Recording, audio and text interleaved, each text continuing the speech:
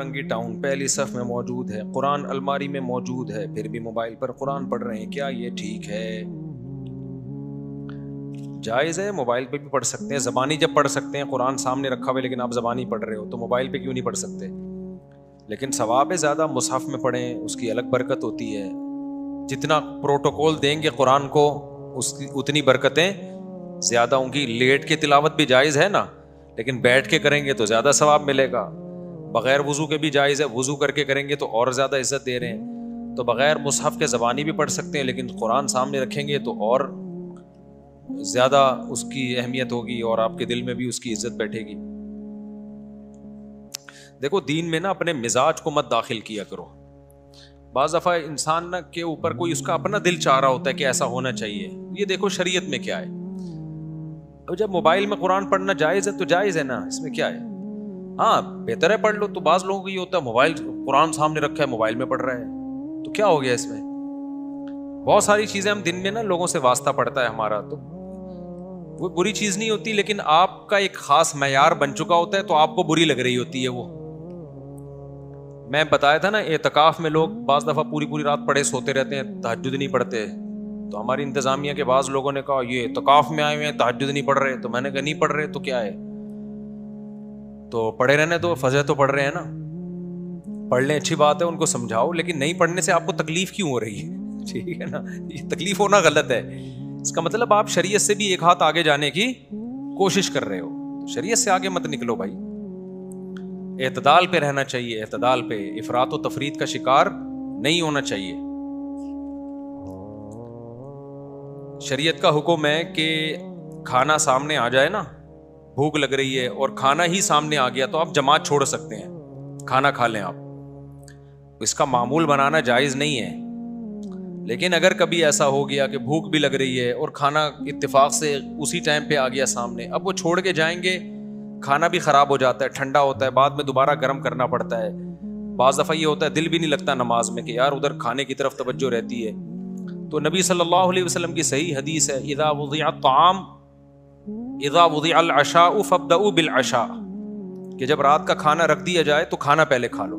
Normally اس کا معمول نہیں بنانا چاہیے، کبھی اتفاق سے ہو گیا تو پھر بھی کوئی لوگوں کو تکلیف ہو رہی ہے، نہیں جی ہماری جماعت، تو یہ اس کا مطلب ہے آپ شریعت سے دو ہاتھ آگے جا رہے ہو۔ مجھے یاد ہے ہماری کسی نے دعوت کی، بہت پرانا واقعہ، 20 سال تو ہو گئے ہوں گے اس کو، بلکہ اس سے بھی زیادہ۔ تو جب دعوت کی نا، میں مدرسے میں نیا نیا فارغ ہوا تھا پڑھ کے، تو ہم سب بیٹھے ہوئے ہیں اور بھی کچھ علماء کو بلایا، کچھ دوستوں کو بلایا، بریانی تیار ہو رہی ہے نا، ہم بیٹھے ہوئے ہیں، ان کا پتہ نہیں عقیقہ تھا، ولیمہ تھا، کہ اب تو کھا کے یاد نہیں رہتا کیوں بلایا تھا، کس سلسلے میں، کھانا یاد رہ جاتا ہے۔ اب ہم جب بیٹھے ہوئے ہیں تو اتفاق سے کھانا پکنے میں گھر کی خواتین کھانا پکا رہی تھی، دیر ہو گئی۔ اب جب گرم گرم کھانا لا کے، سالن بھی تھا اس میں، بریانی بھی تھی، دسترخوان پہ رکھا ہے، ادھر ایک دم اذان۔ اب مجھے پتا ہے کہ یار ایسے موقع پہ آپ کھانا چھوڑ کے چلے جاؤ نا، گھر کی خواتین کو بہت تکلیف ہوتی ہے، کیونکہ مسجد بھی تھوڑا سا دور تھی، کم از کم 10 منٹ تو لگتے پہنچنے میں، پھر وہاں فرض پڑھتے، پھر 2 سنت مؤکدہ پڑھ کے واپس آتے 10 منٹ اور، تو کم از کم آدھا گھنٹہ تو گیا۔ آدھے گھنٹے کے بعد کھانے میں یہ ذائقہ نہیں رہتا، اور جن کو بھوک لگ رہی ہوتی ہے وہ بھی انتظار میں بیٹھے ہوئے، ان کو بھی تکلیف ہوتی ہے، تو گھر کی خواتین کی بھی محنت ضائع ہوتی ہے۔ اب وہ بیچاریوں سے دیر ہو گئی نا، ان کا جان کی نیت تو نہیں تھی۔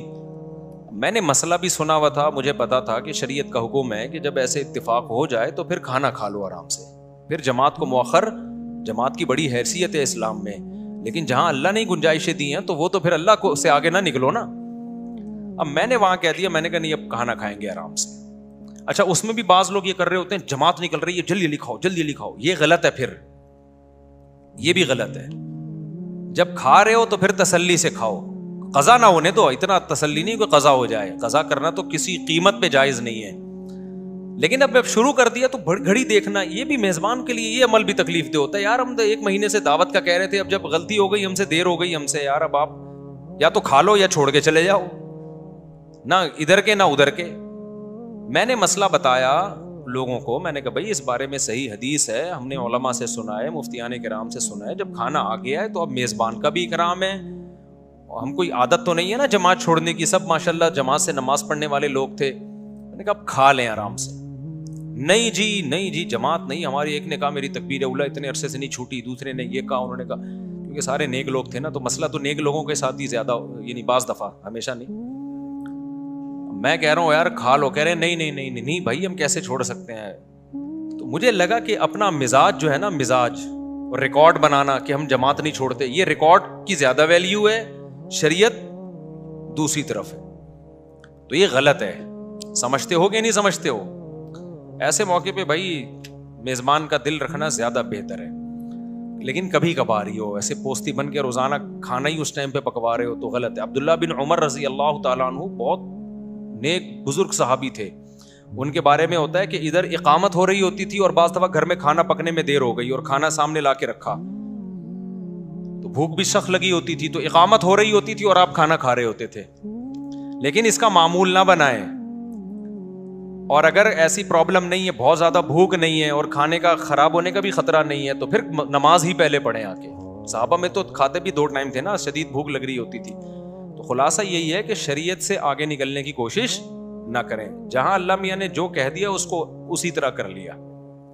نفلی روزہ توڑنا, بعض دفعہ کوئی آپ کا بہت قریبی دعوت کرتا ہے تو پھر سنت ہے ایسے موقع پہ اس کا دل رکھنے کے لیے, اگر آپ نے روزہ رکھا ہوا ہے نا نفلی, تو آپ توڑ دیں روزہ. وہ آپ کے بہت ہی قریبی ہیں, ماموں ہیں, چاچو ہیں, آپ کی والدہ ہیں, آپ کہیں سے آئے تھے, آپ کی والدہ نے کوئی اسپیشل کھانا بنا لیا اس دن, آپ نے کہہ دیا میرا روزہ ہے. اب والدہ کا دل ٹوٹتا ہے, باپ کا, ماموں کا, چاچو کا, یہ جو مقدس رشتے ہیں, یا کوئی بہت ہی قریبی دوست ہے آپ کا, تو ایسے موقع پہ شریعت نے کہا بھائی نفلی روزہ ہے تو اس کو توڑا جا سکتا ہے. لیکن احناف کے نزدیک بعد میں قضا کی جائے گی.